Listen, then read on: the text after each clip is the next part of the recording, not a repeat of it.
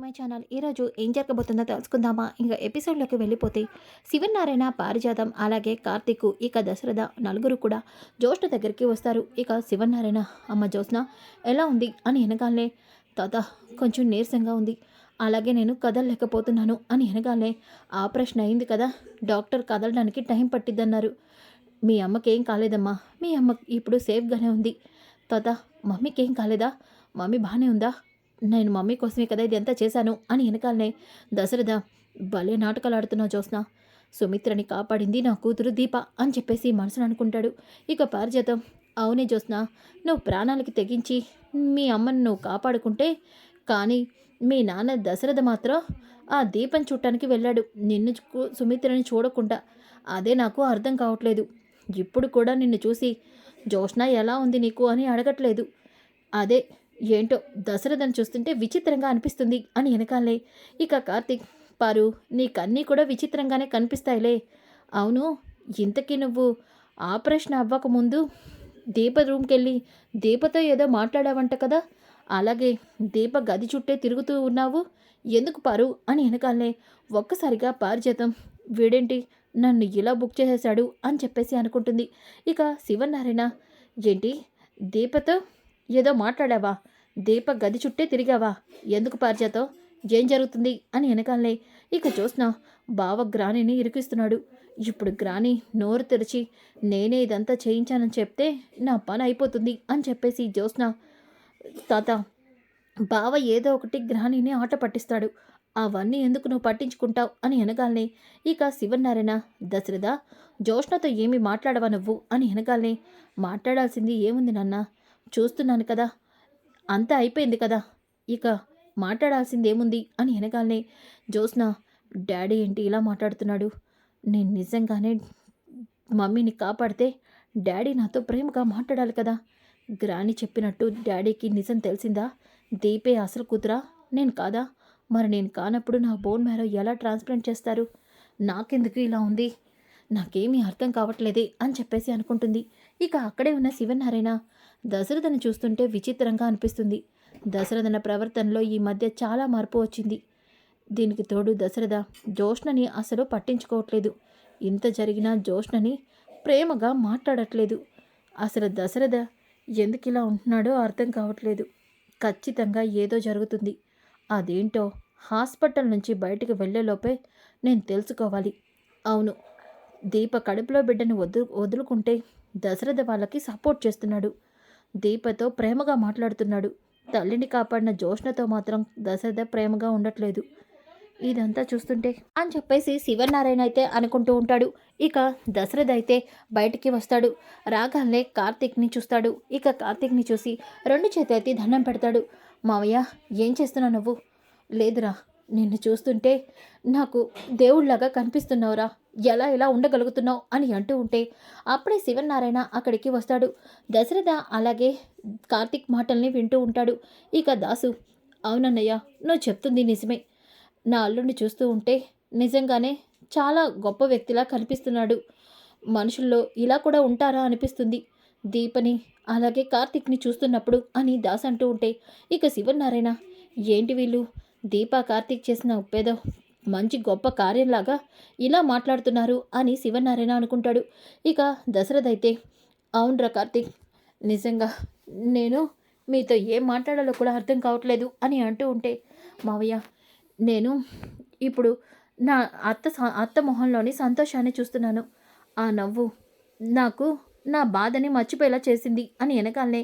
ఇక దశరథ, లేదురా, నువ్వలా అనుకుంటున్నా నేను మాత్రం ప్రశాంతంగా ఉండలేనురా, దీనంతటికీ కారణం నేనే, నా స్వార్థం వల్లే ఈరోజు నీకు దీపకి ఇంత అన్యాయం జరిగింది, నా కూతురికి నా చేతురారా నేనే అన్యాయం చేశాను అని వెనకాలనే.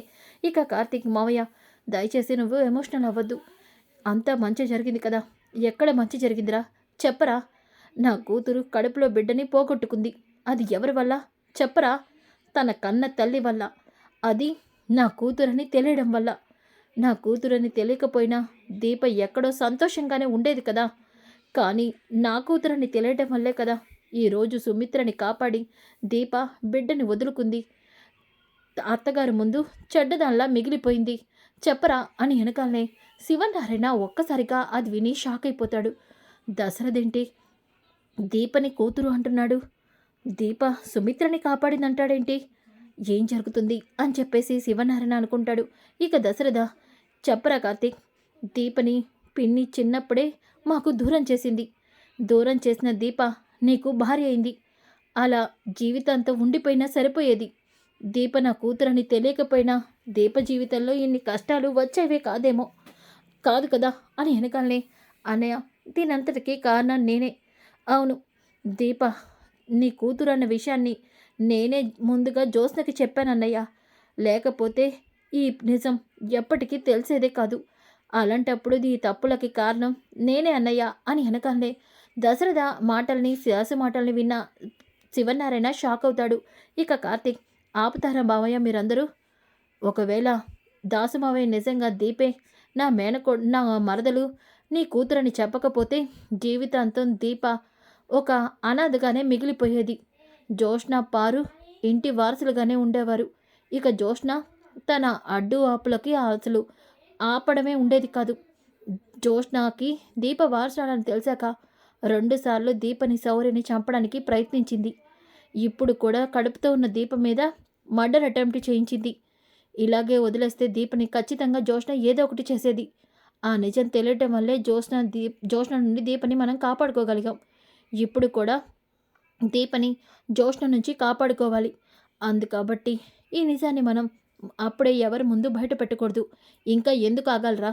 నా కూతురు చేసిన త్యాగానికి అందరూ దాన్ని దోషులను చూడకముందే దీపే నా కూతురని కాంచనతో, నాన్నతోనూ, సుమిత్రతోనూ చెప్పేస్తాను మావయ్య. అలా చెప్తే జోష్న దీపని ఏదైనా చేసే అవకాశం ఉంది. అవునన్నయ్య, కార్తీక్ చెప్పింది నిజం. జోష్న అనుకున్నది చేయడం కోసం ఏదైనా చేస్తుంది. ఇందాక ఆపరేషన్కు ముందు శౌర్యని జోష్న కిడ్నాప్ చేయించింది. ఏంటి, శౌర్యని జోష్న కిడ్నాప్ చేయించిందా? అవునన్నయ్య, సమయానికి నేను చూశాను కాబట్టి కార్తీక్తో చెప్పి మేమిద్దరం వెళ్ళి శౌర్యని కాపాడుకోగలిగాం. లేకపోతే ఇంకా జోష్నని వదిలిపెట్టలేదు. ఇప్పుడే నేను జోష్న గురించి అందరితో నిజం చెప్పేస్తాను. మావయ్య ప్రశాంతంగా ఉండు, ఇలా ఆవేశపడితే పనులు జరగవు, నేను చెప్పేది విను మావయ్య అని అంటూ ఉంటాడు. ఈ మాటలు విన్న దశరథ ఒక్కసారిగా శివనారాయణ అయితే కుమిలిపోతాడు. ఏంటి, దీప నా మనోరాలా, నా ఇంటి వారసురాలా? దీప కడుపులో బిడ్డను వదులుకుంది సుమిత్రని బ్రతికించడం కోసమా? ఈ విషయం తెలియని నేను కార్తీక్ని, దీపని ఎన్నో మాటలు అన్నాను. చాలా పెద్ద తప్పు చేశాను అని చెప్పేసి శివనారాయణ కుమిలిపోతూ, లేదు, నా మనవరాలికి ఇక అన్యాయం జరగడానికి వీల్లేదు. దీప శివనారాయణ మనవరాలుగానే ఉండాలి. అవును, ఏం చేయాలో అదే చేస్తాను అని చెప్పేసి శివనారాయణ ఆవేశంగా అక్కడి నుంచి వెళ్ళిపోతాడు. ఇక హారిక అయితే దశరథ కార్తీక్ని, దాసుని క్యాబిన్లోకి పిలుస్తుంది. ఇక కార్తీక్, హారిక గారు ఏమైంది, ఎందుకు రమ్మన్నారు? మేము మీకు చాలా ట్రబుల్ ఇచ్చాం. మీరు ఈ ఆపరేషన్ విషయంలో ఎంత ప్రెజర్లోకి వెళ్ళారో మాకు తెలుసు. మమ్మల్ని క్షమించండి. ఇక మీకు ఈ ప్రెజర్ ఉండదు. ఆపరేషన్ అయిపోయింది కాబట్టి అత్తని, దీపని, జ్యోత్స్నని ఇంటికి తీసుకువెళ్ళిపోతాం. ఇక మీకు లైఫ్లో ఎటువంటి సమస్య ఉండదు. సమస్య ఉండదని ఎలా చెప్తున్నావు కార్తీక్? జ్యోత్స్న ఇప్పటికీ నమ్మలేకపోతుంది తనకి ఆపరేషన్ జరగలేదని. ఒకవేళ జ్యోత్స్న ఎక్కడికైనా వెళ్ళి చెకప్ చేయించుకుంటే నిజంగానే జ్యోత్స్నకి ఆపరేషన్ అవ్వలేదన్న విషయం తెలిసిపోతుంది. అప్పుడు జ్యోత్స్న మా హాస్పిటల్ మీద కంప్లైంట్ ఇస్తుంది. అప్పుడు మేమేం చేయాలి చెప్పు కార్తీక్ అని వెనకాలనే దశరథ, హారిక గారు అలాంటిదేమీ జరగదు. ఎలా చెప్తున్నారు దశరథ్ గారు మీరు? దీప మీ కూతురు, దీపే బోన్ మ్యారో ఇచ్చిందన్న విషయం జ్యోత్స్నకి మీరు చెప్పలేదు. అలాగే ఎవరికి కూడా ఈ విషయం తెలీదు. ఒకవేళ మేము జ్యోత్స్నకి ఆపరేషన్ చేశామని చెప్పాం. అలాంటప్పుడు జ్యోత్స్న కంప్లైంట్ ఇస్తే మా హాస్పిటల్కి బ్యాడ్ నేమే కాదు, రెప్యుటేషన్ కూడా దెబ్బతింటుంది. హాస్పిటల్ క్లోజ్ అయ్యే పరిస్థితి వస్తుంది. కార్తీక్, ఈ సమస్య నుంచి మేము బయటపడాలి అంటే మీరు దీపే అసలైన వారసురాలు, సుమిత్ర గారి కూతురని చెప్పేయడం బెటర్. డాక్టర్, అది జరుగుతుంది, మీరేం భయపడద్దు. నా కూతురు నా ఇంటి వారసురాలన్న విషయం నేను అందరికీ చెప్తాను అని దశరథ్ అంటాడు. ఇక హారిక, దశరథ్ గారు అంతేకాదు కార్తీక్, మీకు ఇంకొక విషయం కూడా చెప్దామని ఇక్కడికి పిలిపించాను. ఏంటి హారిక గారు? ఇందాక శివనారాయణ గారు అలాగే పారిజాతం గారు ఉన్నారు కాబట్టి మీతో నేను మాట్లాడలేకపోయాను. కార్తీక్, మనం అనుకున్నట్టు దీప కడుపులోని బిడ్డకి ఏం కాలేదు. దీప కడుపులో బిడ్డ సేఫ్గా ఉంది. డాక్టర్ మీరేమంటున్నారు హారిక గారు? అవును, ఆపరేషన్ వల్ల బిడ్డ ప్రాణాలు పోయే అవకాశం ఉందని అనుకున్నాం. కాకపోతే ఆ భగవంతుడి దయ వల్ల దీప నువ్వు చేసే మంచి వల్ల ఏమో దీపకి ఏమీ కాలేదు, తన కడుపులో బిడ్డకు కూడా ఏమీ కాలేదు. బిడ్డ సేఫ్గా ఉంది కార్తీక్ అని వెనకాలనే దశరథ, దాసు, కార్తీక్ చాలా సంతోషపడతారు. డాక్టర్ మీరు చెప్తుంది నిజమా? నిజంగానే నా మనవరాలకి ఏం కాలేదా? అవును దశరథ గారు, కడుపులో బిడ్డ సేఫ్గానే ఉంది. కాకపోతే కార్తీక్, దీపకి బోన్ మ్యారో ఆపరేషన్ జరిగింది కాబట్టి దీప ఇప్పుడు చాలా వీక్గా ఉంటుంది. ఇలాంటి టైంలో దీపని చాలా బాగా చూసుకోవాలి. దీపకి ఫ్యూచర్లో ఎటువంటి దెబ్బ కానీ, ఎటువంటి గాయం కానీ, అలాగే ఎటువంటి ఆపరేషన్ కూడా జరగకూడదు. అప్పుడే దీప కడుపులోని బిడ్డ సేఫ్గా ఉంటుంది. ఆ బాధ్యత మొత్తం నీది కార్తీక్. డాక్టర్, అదంతా నేను చూసుకుంటాను. నా బిడ్డని బ్రతికించానని మీరు చెప్పారు చాలు. ఈ ఒక్క మాటతో దీప దీప బాధ్యత నాది. కార్తీక్, ఇంకొక విషయం, దీప చాలా ప్రశాంతంగా ఉండాలి. సరే డాక్టర్. దశరథ గారు, నాకు తెలుసు ముందే బిడ్డ చనిపోతుందని ఎందుకు చెప్పారని మీలో ఉండొచ్చు. కాకపోతే బిడ్డ బ్రతుకుతుందా లేదా అన్నది 50-50 ఛాన్సెస్. ఆ టైంలో మేము బిడ్డ బ్రతుకుతుందని చెప్తే మీరు చనిపోయాక చాలా ఫీల్ అవుతారు. అప్పుడు మీకు ఈ విషయం చెప్తే మీరు తట్టుకోలేరు. ముందు నుంచే మీకు ఈ విషయాన్ని ప్రిపరేషన్ చేస్తే మీరు ఫిజికల్గానే కాదు మెంటల్గా కూడా కాన్ఫిడెంట్గా ఉంటారనే నేను మీతో చెప్పలేదు. హారిక గారు, మీరు లేటుగా చెప్పినా మంచి విషయం చెప్పారు. చాలా చాలా థ్యాంక్స్. ఈ విషయం వెంటనే దీపతో చెప్పాలి అని చెప్పేసి కార్తీక్ గబగబా ఇక దీప దగ్గరికి వెళ్తాడు. ఇంతలోకి పారిజాతం, వీడేంటి డాక్టర్ గదిలోంచి ఇంత సంతోషంగా దీప గదిలోకి వెళ్తున్నాడు? ఇప్పటి వరకు వీడి మొహం మాడిపోయింది, ఏదో జరుగుతుంది అని పారిజాతం ఇక అక్కడికి వెళ్తుంది. వెళ్ళేసరికి కార్తీక్ అయితే, దీప నీతో ఒక విషయం చెప్పాలి. ఏంటి బావా అది? దీప, అది నీ కడుపులోని బిడ్డకి ఏం కాలేదు, మన బిడ్డ బ్రతికే ఉంది దీప అని వెనకాలనే ఒక్కసారిగా పారిజాతం షాక్ అవుతుంది. ఏంటి, దీప కడుపులో బిడ్డని వదిలించుకుంటుంది, ఆపరేషన్ అవుతుందని చెప్పారు. దీప కడుపులో బిడ్డకి ఏం కాలేదా? అది కూడా ఈ కార్తిక్ గడి ఎంత సంతోషంగా చెప్తున్నాడేంటి? వీళ్ళిద్దరూ అబార్షన్ కోసమే కదా ఇక్కడికి వచ్చారు. ఏదో జరుగుతుంది అని పారిజాతం అనుకుంటూ ఉంటే ఇక అప్పుడే దీప, ఏంటి బావా నువ్వు అంటుంది? అవును దీప, మన బిడ్డకి ఏం కాలేదు, మన బిడ్డ బ్రతికే ఉంది దీప అని వెనకాలనే ఒక్కసారిగా ఇక పారిజాతం, ఏదో జరుగుతుంది, ఈ కార్తిక్ గడు మాయలోడు ఏదో చేస్తున్నాడు అని అనుకుంటూ ఉంటే అప్పుడే వెనక నుండి కాంచన అలాగే శివనారాయణ, పారిజాతం అడ్డులేస్తావా అని వెనకాలనే ఇక పారిజాతం, ఏవండి మీరా?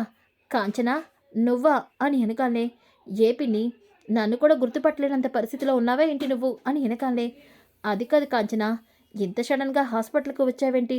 సుమిత్రను చూడటానికా? లేదు పిన్ని, నా మేనకోడని చూద్దామని. అయితే జ్యోష్ణ ఆ గదిలో ఉంది. నేను చెప్పింది నా మేనకోళ్ళ గురించి పిన్ని, నీ మనవరాల గురించి కాదు. కాంచన, ఏం మాట్లాడుతున్నావు నువ్వు అని వెనకాలే కార్తీక్, మమ్మీ నువ్వు ఇక్కడికి వచ్చావేంటి? కొన్ని నిజాలు తెలిస్తే ఇక్కడికి కాకపోతే ఎక్కడికి రావాలరా అని వెనకాలనే ఇక శివనారాయణ, అడ్డులేస్తావారా? నా మనవరాల దగ్గరికి వెళ్ళాలి అని వెనకాలనే కార్తీక్కి ఏమీ అర్థం కాదు. ఇక దశరథ, దాసు, పారిజాతం కూడా రూమ్లోకి వస్తారు. ఇక కాంచన అయితే, దీపా అని వెనకాలనే అత్తయ్య అని అంటూ ఉంటే ఇక శివనారాయణ, దీప తాతయ్య అని ప్రేమగా పిలువమ్మా అని వెనకాలనే దీప ఆశ్చర్యంగా చూస్తూ ఉంటుంది. ఇక కార్తీక్, తాత అది నువ్వాపరా, ఇంకా మీరు నా దగ్గర నాటకాలు ఆడద్దు, దీప నా మనవరాలని నాకు తెలిసిపోయింది అని వెనకాలనే పారిజాతం షాక్ అయిపోతుంది. ఏంటని మీరు అంటుంది? దీప మీ మనవరాలేంటి? జ్యోష్ణ కదా మీ మనవరాలు, సుమిత్ర ప్రాణాన్ని కాపాడింది జ్యోత్స్న కదా అని వెనకాలనే నర్మయ్ అంటూ పారిజాతం చంప పగలగొడతాడు శివనారాయణ. ఒక్కసారిగా పారిజాతం షాక్ అయిపోతుంది. ఇక కార్తీక్ అయితే, తాతకి నిజం తెలిసిపోయిందా అని అనుకుంటూ ఉంటే ఇక కాంచన, నాన్న పిన్ని చేసిన పనికి పిన్ని చంప పగలగొట్టడం కాదు, పిన్నిని పోలీసులకు అప్పగించాలి నాన్న. చిన్నప్పుడే నా మేనకోళ్ళని మనకి దూరం చేసి ఇప్పుడు ఇలా నాటకాలు ఆడుతుంది అని అనగానే, అత్తయ్య నాకు తెలుసు దీపా, నువ్వే నా మేనకోళ్ళవని మా నాన్న నాకు చెప్పేశాడు. నువ్వు నీ కడుపులో బిడ్డని ఎందుకు వదులుకుంటున్నావా అనుకున్నాను, కానీ నీ తల్లి కోసమని ఎందుకు నాతో చెప్పలేదు అని వెనకాలనే, అమ్మా ఈ విషయం నువ్వు నోరుపీరా, నిజం తెలిసినా నాతో చెప్పకుండా ఎందుకు నాటకాలు ఆడావు అని వెనకాలనే ఇక ఒక్కసారిగా అక్కడే ఉన్న దశరథ, నాన్న తెలిసిపోయింది దశరథ, దీప నా మనవరాలన్న విషయం నాకు తెలిసిపోయింది అని వెనకాలనే పారిజాతం, ఏంటి దీప శివనారాయణ వారసురాలా? జోష్న నా మనవరాలా అని అనుకుంటూ ఉంటుంది. అప్పుడే సుమిత్ర కూడా అక్కడికి వీల్ చైర్లో వస్తుంది. ఒక్కసారిగా సుమిత్ర కూడా ఆ మాట విని షాక్ అయిపోతుంది. ఇక కాంచన, దీపా ఎందుకు ఈ నిజాన్ని దాచిపెట్టావు అని వెనకాలనే ఇక కార్తీక్, అమ్మా నువ్వు బాధపడాల్సిన అవసరం లేదు. దీప నీ మేనకోడలు, అంతేకాకుండా నీ మనవరాలు, అదే మీ అమ్మ ఎక్కడికి పోలేదు. దీప కడుపులోని బిడ్డ కూడా బ్రతికే ఉంది. ఏంట్రా నువ్వు చెప్తుంది? అవునమ్మా, మీ అమ్మ తిరిగి నీకు పుట్టబోతుంది అని వెనకాలనే అందరూ చాలా సంతోషపడతారు. ఇక సుమిత్రను చూసి అందరూ షాక్ అవుతే సుమిత్ర, దీప అంటూ దీప దగ్గరికి వస్తుంది. సో ఫ్రెండ్స్, అప్కమింగ్ ఎపిసోడ్ చాలా ఇంట్రెస్టింగ్గా ఉంటుంది. Don't miss. ఈ వీడియో నచ్చితే లైక్ చేయండి, షేర్ చేయండి. Thanks for watching back to my channel. ఈరోజు ఏం జరగబోతుందో తెలుసుకుందామా ఇంకా ఎపిసోడ్లో.